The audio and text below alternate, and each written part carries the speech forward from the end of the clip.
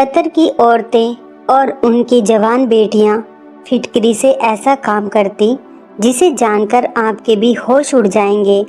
मेरा नाम साधना है। शादी से पहले मैं एक गरीब परिवार से ताल्लुक़ रखती थी। मैं गांव की रहने वाली थी, लेकिन फिर भी मैंने सरकारी स्कूल से 10वीं क्लास तक की शिक्षा पाई हुई थी। मैं बहुत ज़्यादा खूबसूरत तो नहीं थी, लेकिन बस मीडियम सी थी। मैं अपने घर में सबसे बड़ी बेटी थी, इसलिए मेरे माँ बाप को मेरी शादी करने की बहुत जल्दी हो रही थी। वैसे भी गांव में लड़कियों की जल्दी ही शादी कर दी जाती है। मेरे माँ बाप ने मेरे लिए अच्छा रिश्ता देखना तलाश किया तो पड़ोस के ही गांव से मेरे लिए एक अच्छा सा रिश्ता आया। रिश्ता बहुत अच्छा था। लड़का रहने वाला तो गांव का ही था, लेकिन उसकी नौकरी कतर में लगी हुई थी और उसकी नौकरी बहुत ज़्यादा अच्छी थी। मेरे घर वालों को ये रिश्ता बहुत पसंद आया था। लड़का पढ़ा लिखा भी था, तभी उसकी दूसरे देश में नौकरी लगी हुई थी। मेरी भी यही चाहत थी कि मेरी शादी किसी पढ़े लिखे इंसान से हो। ये रिश्ता मिल जाने के बाद मेरी चाहत भी पूरी हो गई थी और मेरे घर वालों को रिश्ता बहुत पसंद आया था। मेरा होने वाला पति काफ़ी सालों से ही कतर में नौकरी कर रहा था। वो अपने घर में सबसे बड़ा बेटा था। उसके छोटे 3 बहन भाई थे, एक कुंवारा भाई और 2 छोटी बहनें थी। मेरे होने वाले पति के पिता तो काफ़ी सालों पहले ही गुजर चुके थे, लेकिन माँ का साया अभी तक उन पर था। हमारा रिश्ता फ़ोटो देखकर ही तय हो गया था। मेरा फ़ोटो लड़के को दिखा दिया गया था और लड़के का फ़ोटो मुझे दिखा दिया गया था। क्योंकि लड़का कतर में नौकरी करता था, इसलिए वो बार बार यहाँ पर नहीं आ सकता था। लड़के वालों की शर्त यही थी कि हमारा बेटा शादी के टाइम पर ही हिंदुस्तान वापस आएगा और मेरा ये रिश्ता मेरे पिता के जानने वाले दोस्त ने ही करवाया था। इसलिए मेरा होने वाला पति मेरे लिए बिल्कुल अनजान था। दोनों परिवारों की मर्जी से हमारा रिश्ता पक्का हो गया और कुछ दिन बाद ही हमारी शादी भी हो गई। मेरी शादी की पहली रात जब मेरे पति से मेरी मुलाकात हुई तो मुझे उनका व्यवहार बहुत पसंद आया था। मेरा ससुराल भी बस ठीक ठाक ही था। ससुराल का घर तो थोड़ा छोटा था, लेकिन मेरे पति की कमाई अच्छी थी, इसलिए मेरी माँ ने मुझे समझाया था, घर से कुछ नहीं होता, लड़के की कमाई अच्छी होनी चाहिए। मैंने भी इस बात को एक्सेप्ट कर लिया था। शादी के 4 दिन बाद ही मेरे पति ने अपना सामान पैक करना शुरू कर दिया था, क्योंकि उनको कतर वापस जाना था। और ये बात सुनकर मैं रोने लगी थी। अभी तो हमारी शादी को 3-4 दिन ही गुजरे थे और मेरे पति शोएब मुझे अकेला छोड़कर जा रहे थे। मैं उनके बिना यहाँ पर कैसे रहूँगी? हमने तो अभी तक एक दूसरे को ठीक तरह से जाना भी नहीं था। मैं अपनी ज़िंदगी अपने पति के साथ गुजारना चाहती थी। शादी से पहले मुझे ये बात तो पता थी कि मेरे पति काफ़ी सालों से ही कतर में नौकरी कर रहे हैं, लेकिन जब शादी के बाद वो 3-4 दिन बाद ही जाने लगे तो मेरे पैरों तले से ज़मीन निकल गई, क्योंकि मुझे तो ये नहीं पता था कि वो अचानक इतनी जल्दी कतर जाने की तैयारी करने लगेंगे। मैंने सोचा था कि शायद वो 1-2 महीने यहाँ पर रुकेंगे, मुझे घुमाएंगे फिराएंगे, उनकी मेरे साथ अच्छी खासी बातचीत होगी, लेकिन ऐसा कुछ भी नहीं था। वो तो 3-4 दिन में ही यहाँ से जाने की तैयारी में लगे हुए थे। मैंने अपनी आंखों में आंसू भरकर अपने पति से कहा भी था कि मैं यहाँ पर आपके बिना कैसे रहूँगी। मेरी बात सुनकर मेरे पति कहने लगे, मेरी मजबूरी है, वहाँ पर मेरी नौकरी लगी हुई है, मैं ज़्यादा टाइम तक यहाँ पर नहीं रह सकता, वरना मेरी नौकरी खतरे में पड़ जाएगी।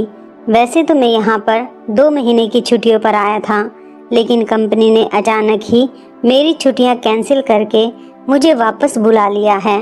शायद वहाँ पर काम ज़्यादा है, इसलिए बार बार मेरे पास वहाँ से फ़ोन आ रहे हैं। यह सुनकर मेरी आंखें नम हो गई थी और मुझे गुस्सा भी आ रहा था इस बात पर कि मुझे किसी परदेसी इंसान से शादी ही नहीं करनी चाहिए थी। एक परदेसी इंसान से शादी करना बहुत ही मुश्किल काम है। इस बात का एहसास मुझे आज हो रहा था। मेरे पति ने अपना सामान पैक किया और मुझसे कहने लगे कि मैं थोड़ी देर के लिए बाज़ार जा रहा हूँ। और जब वो घर वापस आए तो मैंने देखा कि वो लगभग 15-20 किलो फिटकरी लेकर आए थे। और मुझसे कहने लगे कि ये सारी फिटकरी मेरे सामान में रख दो। इतनी सारी फिटकरी देखकर मैं हैरान हो गई थी और मैंने कहा, आप वहाँ जाकर इसका क्या करेंगे? ये तो बहुत सारी फिटकरी है, इसका भला आपको क्या काम है? और इससे तो आपके सामान का वजन भी बढ़ जाएगा और फिर अलग से फिटकरी के पैसे भी भरने पड़ेंगे। क्या वहाँ भी हमारे इलाके की तरह गंदा पानी आता है जिसे साफ करने के लिए आप फिटकरी लेकर जा रहे हैं? मैंने अपने हिसाब से ही अपने पति को ये सारी बात बता दी थी, क्योंकि मेरी माँ हमेशा ही बर्तनों को साफ करने के लिए थोड़े से बर्तन में फिटकरी डालकर पानी को घुमाकर निकाल लिया करती थी। हमारे एरिया में गंदा पानी आया करता था। माँ कहती थी कि ऐसा करने से बर्तन बिल्कुल साफ हो जाते हैं और पानी के कीटाणु बर्तन पर नहीं लगते हैं। मेरी बात सुनकर शोएब हंसने लगे और कहने लगे, ये तुम्हारे इलाके में बर्तन साफ करने के लिए इस्तेमाल की जाती होगी, लेकिन वहाँ पर तो शुद्ध पानी आता है, बिल्कुल साफ पानी मिलता है। कतर की औरतें इसका कुछ और ही इस्तेमाल करती हैं। यह बात मुझे ठीक से तो नहीं पता है, लेकिन मुझे ये मालूम है कि वहाँ पर इसकी वैल्यू बहुत ज़्यादा है। कतर की औरतें फिटकरी को डबल रेट में खरीदने के लिए तैयार रहती हैं। लगभग हर कतर की औरत के घर में ये फिटकरी मौजूद होती है। मैं जब भी यहाँ पर आता हूँ तो वापसी पर फिटकरी जरूर लेकर जाता हूँ। शोएब की बात सुनकर मैं हैरान हो गई थी। यहाँ पर तो हर दुकान पर ही फिटकरी मौजूद होती थी, लेकिन इस टाइम मैं सब कुछ भूलकर अपने पति की टेंशन ले रही थी। मेरे लिए सबसे बड़ी टेंशन मेरे पति की जुदाई थी। मैंने उनके सामान में फिटकरी तो रख दी थी। मैंने रोते हुए शोएब से कहा कि जितनी जल्दी हो सके मुझे भी तुम अपने पास बुला लेना। मैं शोएब को देखकर इतनी बुरी तरीके से रो रही थी कि मेरे आंसू रुकने का नाम ही नहीं ले रहे थे। अभी तो हम दोनों ने अपनी खूबसूरत ज़िंदगी की शुरुआत भी नहीं की थी और इतनी जल्दी जुदाई का टाइम भी आ गया था। शोएब के बिना ससुराल में रहने का सोचकर ही मुझे अंदर से घुटन महसूस हो रही थी। मुझे इस तरह रोता हुआ देखकर शोएब कहने लगे, तुम ज़्यादा परेशान मत हो, वहाँ जाते ही मैं तुम्हें बुलवाने का इंतज़ाम कर लूँगा। मैं जानती थी ये सारे झूठे बहाने हैं, लेकिन सिवाय आंसू बहाने के मेरे पास और कोई चारा भी नहीं था। मेरी दोनों छोटी ननद बहुत ही ज़्यादा चालाक थी। सास तो बीमार रहती थी, इसलिए अपने कमरे से ज़्यादा बाहर निकलकर भी नहीं आती थी, लेकिन मेरी दोनों नंदे हर टाइम मुझ पर निगाह रखती थी। उन्हें मेरे आंसू ड्रामेबाजी लगते थे। उनका कहना था कि वो भी तो अपने भाइयों की इतने सालों से जुदाई बर्दाश्त कर रही है। खैर, शोएब मुझे छोड़कर चले गए थे, लेकिन जब भी उनका फ़ोन आता था उनकी बहनें फ़ोन पर अपने भाई से मेरी बहुत ज़्यादा बुराइयां किया करती थी। वो इन सब बातों से बहुत तंग आ गए थे। मेरे पति भी मेरे बिना तड़प रहे थे। वो रोज़ मुझसे फ़ोन पर बातें किया करते थे और कहते थे, साधना, तुम्हारे बिना मेरा दिल नहीं लगता, मुझे तुम्हारी बहुत याद आती है। तुम्हारे साथ बिताए हुए वो 3-4 दिन मुझे अभी तक बहुत याद आते हैं, लेकिन अगले ही पल मैं उदास हो जाता हूँ। और फिर एक दिन मेरे पति ने मुझे कुछ ऐसा बताया कि जिसे सुनकर मैं बहुत ज़्यादा खुश हो गई थी। उन्होंने मुझे बताया कि वो मुझे अपने पास कतर बुला रहे हैं। वो सारी कार्रवाई कर चुके हैं। उन्होंने मेरे डॉक्यूमेंट्स भी भेज दिए थे। ये सुनकर जहाँ मैं खुश हो रही थी, वहीं पर मेरी नंदों के चेहरे का रंग बदल गया था। वो चाहती थी कि उनका भाई उन्हें भी कतर बुला ले, लेकिन मैंने अपनी नंदों को नज़रअंदाज करके जल्दी जल्दी अपने जाने की तैयारी शुरू कर दी। मैंने शोएब से पूछा, क्या आपके लिए यहाँ से कोई भी सामान लेकर आऊँ? तो शोएब ने मुझसे कहा, तुम मेरे लिए 20 किलो फिटकरी लेकर आना। ये सुनकर मैं हैरान हो गई थी। अभी तो कुछ टाइम पहले ही शोएब 20 किलो फिटकरी लेकर गए थे। अब फिर से 20 किलो फिटकरी तो बहुत ज़्यादा होती है। मेरा अपना सामान भी अच्छा खासा था, ऊपर से 20 किलो फिटकरी रखने की वजह से मुझे बहुत ज़्यादा वजन की वजह से पैसे चुकाने पड़े थे। और मैं सोचने लगी, पता नहीं इतनी सारी फिटकरी का ये कतर की औरतें क्या करती हैं। मेरे लिए इतना भारी सामान संभालना बहुत मुश्किल हो रहा था। कुछ घंटे के सफ़र के बाद मैं कतर अपने पति के पास पहुंच गई थी, मगर एयरपोर्ट पर शोएब को देखकर मेरी खुशी की हद नहीं रही थी।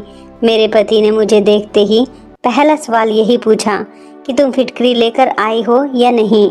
उनकी ये बात सुनकर मेरा दिल टूट गया था। उन्हें मुझसे मिलने से ज़्यादा फिटकरी की चिंता हो रही थी, जबकि मैं उनसे मिलने के लिए बहुत ही ज़्यादा बेताब थी। मैंने खामोशी से फिटकरी से भरा हुआ थैला निकालकर उनको दे दिया, लेकिन ना जाने वो फिटकरी किसको देकर आ गए थे। वापसी पर उनके पास बहुत सारे पैसे थे। जब वो मुझे अपने फ्लैट पर लेकर गए थे, वो मुझे बहुत ज़्यादा प्यार करने लगे और मुझसे बहुत अच्छे से पेश आ रहे थे। अब मुझे उनसे सवाल करने का मौका ही नहीं मिला। थोड़ी देर बाद जब बातों ही बातों में फिटकरी का कोई जिक्र आया, तो मैंने अपने पति शोएब से पूछा कि आखिर आप फिटकरी किसको देकर आए हो। मैं अपने पति की बातों में सब कुछ भूल गई थी। सच कहूँ तो मुझे विश्वास नहीं हो रहा था कि मेरे पति ने मुझे अपने पास बुला लिया है। 2 महीने मैंने अपने पति के साथ बहुत ही अच्छे गुजारे थे। 2 महीने किस तरह से अपने पति के साथ हंसी खुशी गुजर गए थे मुझे पता ही नहीं चला था।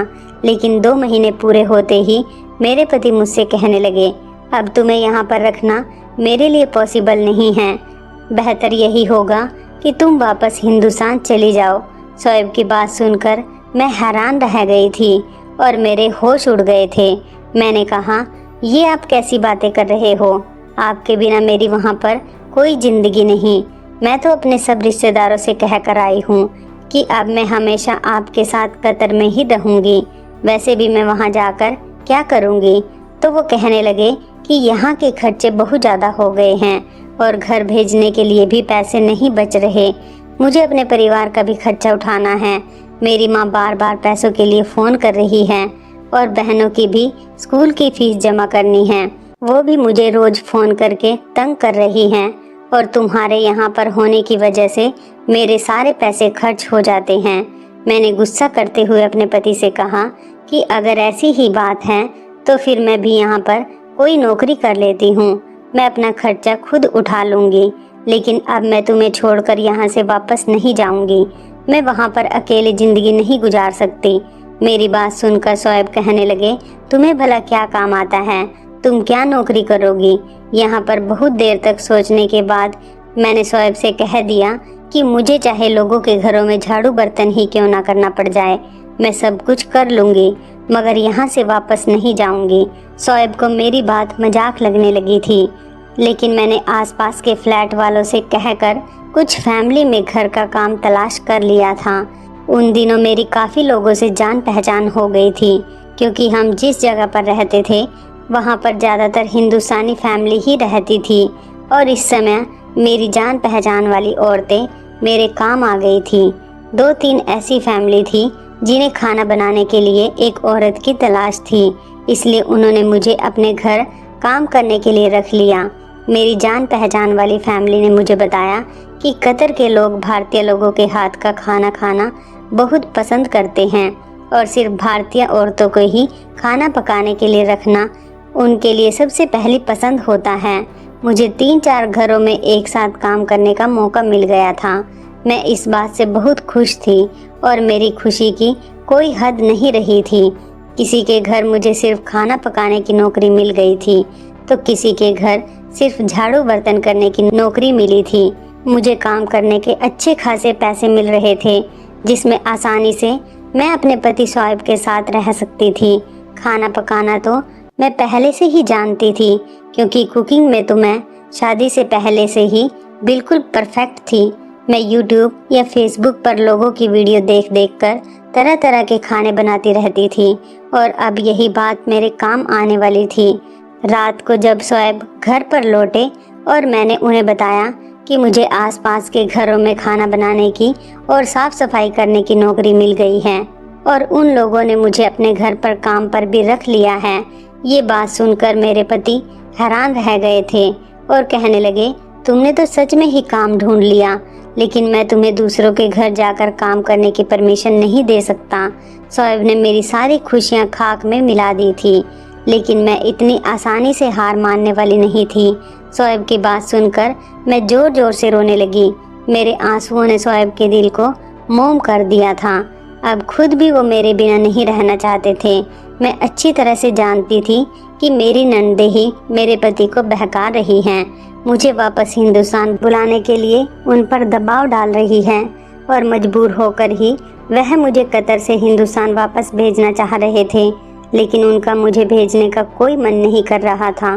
मैंने जानबूझकर इतना ज़्यादा रोना धोना मचाया कि शोएब ने मुझे काम करने की परमिशन दे दी। मेरी खुशी का कोई ठिकाना नहीं रहा था, क्योंकि अब मैं शोएब के साथ हमेशा यहाँ आराम से रह सकती थी।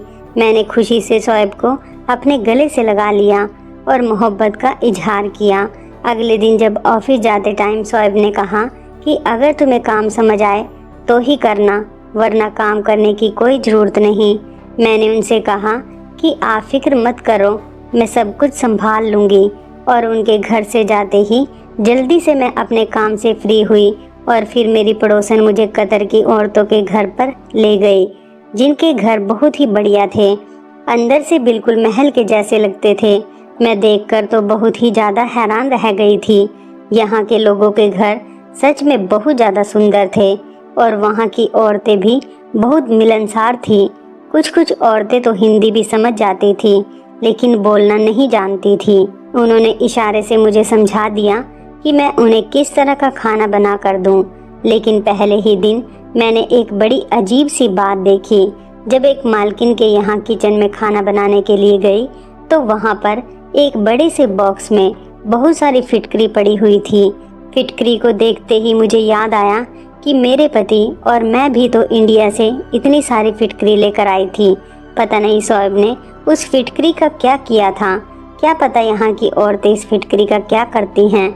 लेकिन ये सवाल मैं किससे पूछती, क्योंकि इस घर में मौजूद जितने भी नौकर थे वो सब हिंदी नहीं जानते थे और ना ही इंग्लिश जानते थे। शोएब ने भी यही बताया था कि यहाँ की औरतें फिटकरी का क्या करती हैं, इस बारे में उन्हें नहीं मालूम। मैं इन्हीं सोचों में गुम थी और 2-3 घंटे में मैंने वहाँ का खाना भी बना दिया था। फिर उसके बाद मैं दूसरे घर में खाना बनाने के लिए चली गई थी और वहाँ पर जाकर भी मैंने बिल्कुल यही चीज़ देखी कि वहाँ के किचन में तो पहले वाले से भी ज़्यादा फिटकरी भरी हुई थी। अब तो मेरे अंदर एक अजीब सा इंटरेस्ट जाग उठा था कि आखिर ये सब माजरा क्या है। इंडिया में तो मैंने ऐसा कुछ भी नहीं देखा था। मुझे खाना पकाते हुए थोड़ी ही देर हुई थी कि एक औरत किचन में आई और उसने फिटकरी का टुकड़ा निकाला और एक बर्तन में पानी लिया। फिटकरी का टुकड़ा उस बर्तन में डाल दिया और उसको ढककर कोने में रख दिया। पता नहीं उसने पानी में फिटकरी डुबोकर क्यों रखी हुई थी। मुझे मालूम नहीं हो सका कि वह औरत ऐसा क्यों कर रही थी, क्योंकि वो ये काम चोरी चुपके कर रही थी और मैंने काम करते हुए उसे देख लिया था, जैसे वो नहीं चाहती हो कि मैं उसकी तरफ देखूं। इस बात पर तो मैं और भी ज़्यादा हैरान हुई थी। खैर, मेरा पहला दिन था और बहुत अच्छा गुजरा था। मैं सारे ही घरों में खाना बनाकर और साफ सफाई करके 6 से 7 घंटे में फ्री हो गई थी और शोएब के घर लौटने से पहले ही मैं घर चली गई थी। खाना बनाने का तो मुझे हमेशा से ही शौक था, इसलिए यह काम मुझे बिल्कुल भी भारी मालूम नहीं हो रहा था। शाम को जब शोएब घर आए, उन्होंने मुझसे ढेरों सवाल पूछे तो मैंने उन्हें दिलासा दी कि काम बहुत अच्छा है और मुझे यहाँ पर किसी तरह की कोई तकलीफ नहीं है। आप चाहो तो मेरी सारी सैलरी अपने घर पर भेज सकते हैं। मुझे बस आपका साथ चाहिए। मैं आपके साथ कैसे भी यहाँ पर गुजारा कर लूँगी। मेरी बात पर मेरे पति मुस्कुराने लगे थे।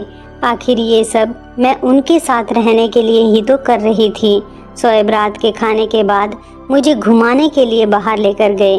जब से मैं कतर आई थी तब से पहली बार वो मुझे बाहर लेकर गए थे।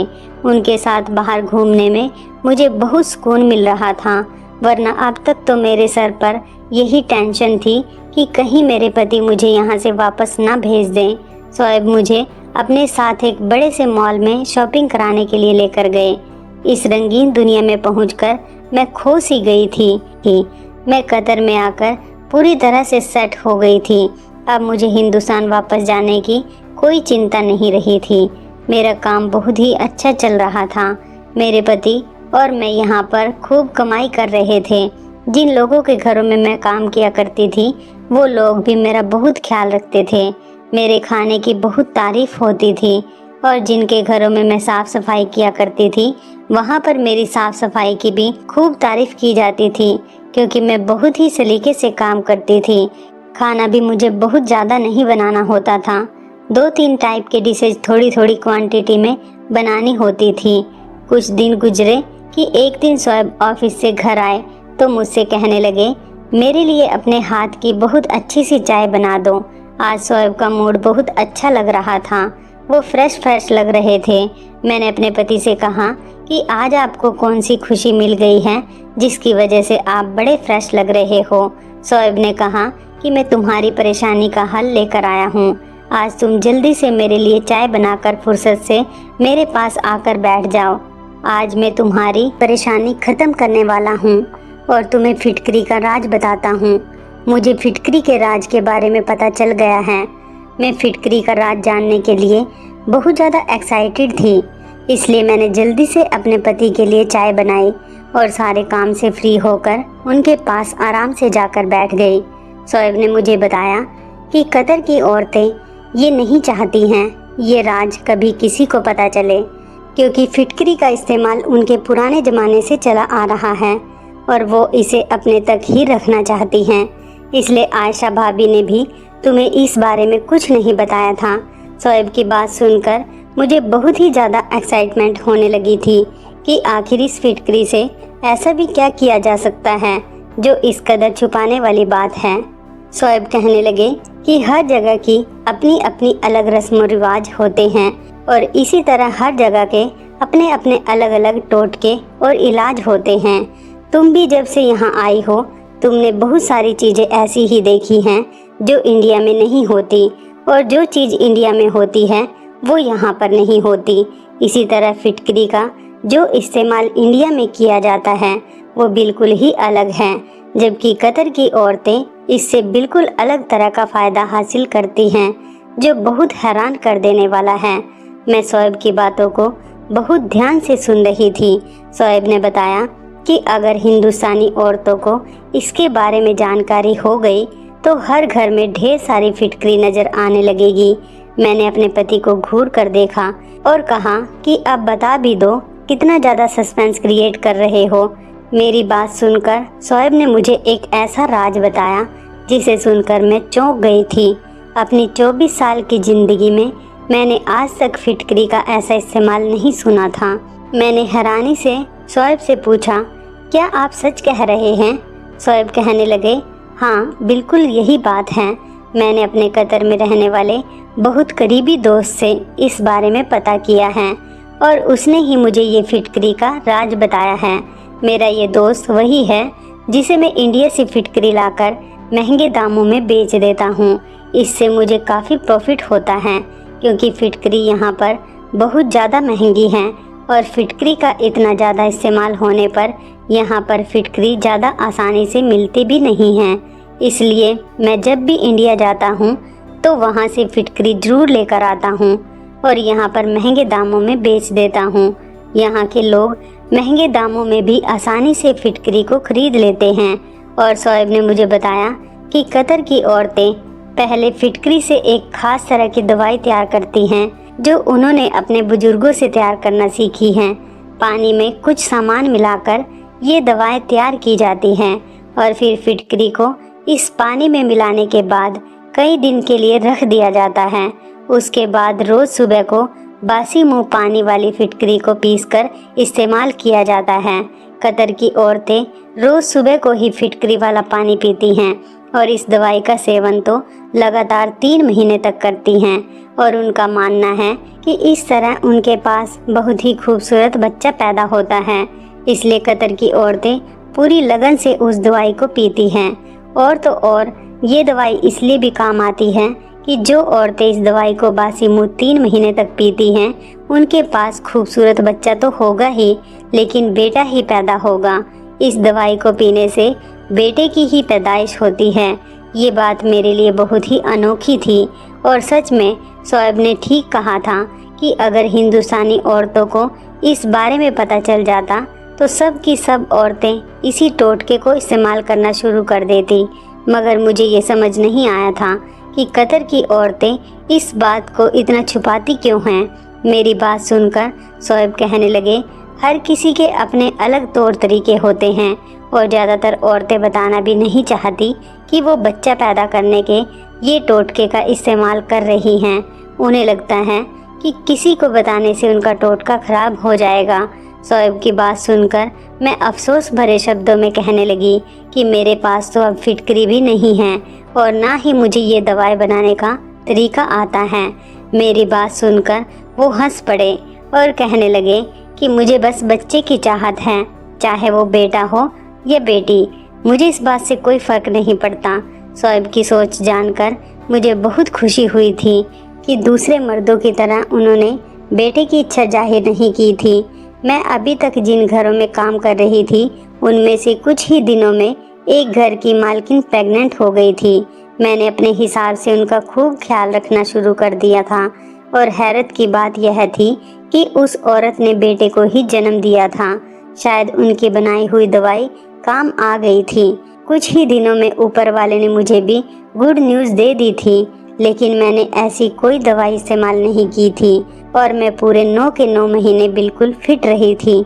9 महीने के बाद जब मैंने बच्चे को जन्म दिया तो ये देखकर मैं हैरान रह गई थी कि मेरा भी बेटा ही पैदा हुआ था।